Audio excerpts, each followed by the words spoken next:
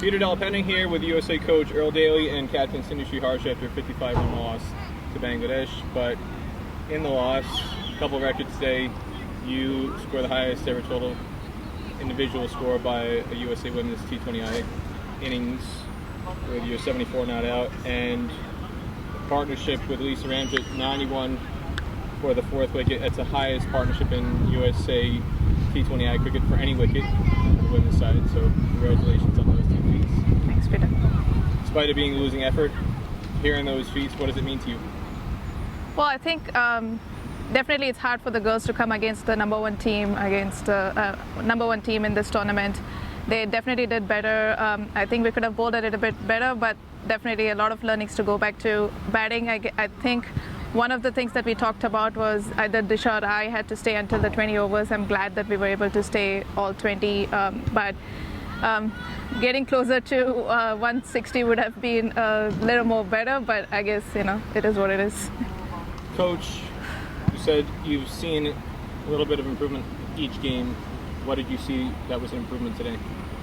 Well, our batting, normally, for example, against Scotland, we had Scotland tight in the first 12 overs and they got away. They ended up with 160 something. Today this team made 159, and if I remember correctly, we got bowled out against Scotland for 50. This time we batted all 20 and we got over 100. But in terms of stylistically, what are the areas that you're seeing just within the game itself, that aside from the scoreline itself, that you're seeing that are marks of improvement? Our batters are far more positive than they were at the start of the tournament. Even, for example, our captain here, she has realized that she needs to play a little more freely, even though she's the one that's carrying the mantle of the batting. Everything depends on her. Everything revolves around her. I think her strike rate today was, around 100. This is our second 50. The first one, she came in when we were on 16 for 4. Today, not quite as bad, but we lost the early wicket, and she batted right through with a strike rate of 100. Coach used the word freely, or used the phrase batting freely, despite the responsibility that you have in your role as captain, and not just as captain, but as a senior batter who's scored the overwhelming majority of the team runs in this tour.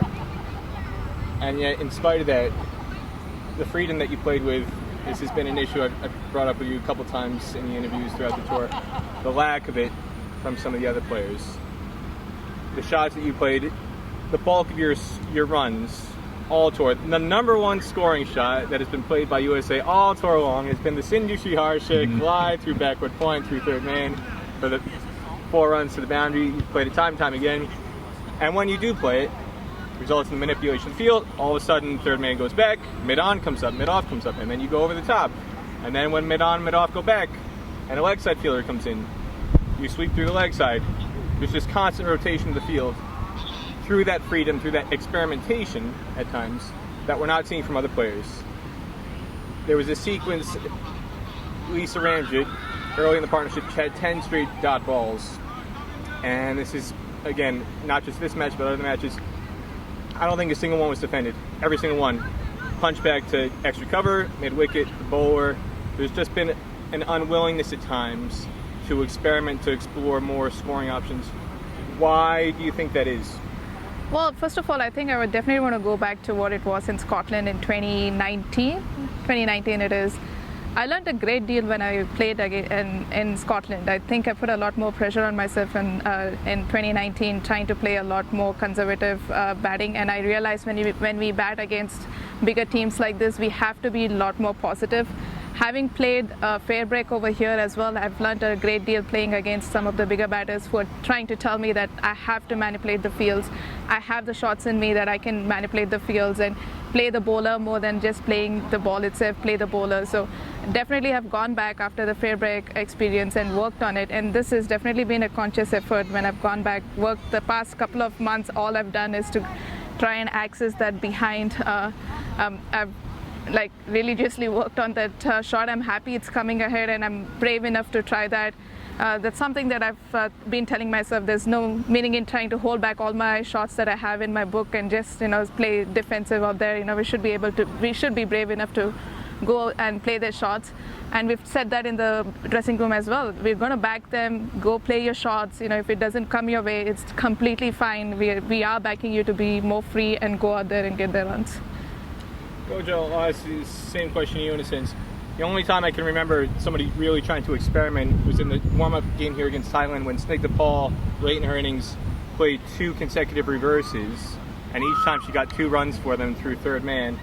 And I thought that was going to be a turning point where you'd see the success that she had with that shot, and you'd see more and more players try that and come out of their shell. And instead, we haven't really seen any of that since that Thailand match and that sequence that Snigdha Paul played. From your perspective, why do you think the players are reluctant to experiment with some more creative shots, manipulation of the crease? And this is, again, not something not just I'm observing.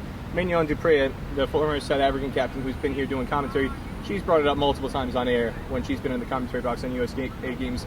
The lack of manipulation of the crease, the lack of attempting to use the wrist to manipulate the ball. From your perspective, what are you seeing in that regard, and why do you feel players are reluctant to kind of do that? That comes with confidence, and I don't think the younger players have the confidence to express themselves in that manner just yet. They're trying to feed as much of the captain as they can. She's trying to impart as much knowledge as she can to them. But it comes with experience, and it comes with confidence. Sindhu, one of the things you said the other day, when I talked about lack of concentration from maybe some of the other players, you said you felt it was your responsibility, that if you get a start, you got to kick on. Coming off that start that you had a few days ago, and that inability to kick on and seeing USA go from 66 for 2, 91 all out, what did you feel you needed to do, if there was a point to prove it all, to show that just by leading by example, you were capable of converting a start in the way that you did today? Yeah, definitely was kicking myself after the Ireland game because there were still 8 more overs when I got out. It was in the 12th over that I got out, and it was just a wrong shot. If I still have it in me to go over the covers, I had to back myself rather than going against the turn itself. So I think I was kicking myself on it. I knew that one of us have to stay. It's not me or it's not Disha. Whoever has got the start has to stay the 20 overs. Currently, the way our batting side is, the combinations that we have, one of them will have to stay all 20 to get any runs on the board. So that was a conscious effort. I knew I had to keep scoring runs at a good strike rate, but also be able to stay till the end. You're going to be in the losers bracket now. You've got 2 more matches left. 5th place is the target. Coach, first, what's it going to take for USA to walk out of here in 5th place? Well, what we did today, we need to combine both of that. We need to combine what we did today with what we did against Scotland, both batting and bowling. If we can get those 2 to work together, I think we can come out. Same question, Cindy. Yeah, I mean, definitely all 3 departments, I would say we need to go back and do as much homework as possible. Definitely, I would say as fielders, we have no excuse. If we can stop runs on the board, if we can stop, each one of us can stop 5 runs at least, that's a scoring itself. So I think that's the mindset we got to go back and try and back our bowlers as much as possible. They can have a bad day, but as fielders, I think that's one department we definitely need to focus on. Just one other question, health-wise, Geetika Kadali, she's been getting a lot of treatment on her shoulder throughout the tour. Bowled 1 over today, came straight off. We didn't see her again. What is her health status? And then also you've been getting a little bit of treatment on your back at times. Looks like you tweaked it in the previous match, but you've been battling through, which has been incredibly impressive from my perspective. How is your back? And again, Geetika, what is her health status right now? Well, I think we just have to go back and see what Geetika, how she's feeling, and I think physio is taking care of her. I mean, we're not at the stage right now to give a comment on that right now. But my back is completely fine. It's just been a long day. It's definitely was hotter than what we expected. We haven't played in this conditions before. I think it was probably the hottest day today. I'm not really sure. So it's just that I just had some spasm, but I'm completely fine. Anything else either one of you wants to say about today's game? No, I think that's it. The girls are learning. All right, USA Coach Earl Daley and Captain Sindhu Sriharsha, thank you again. Thank you. Thanks.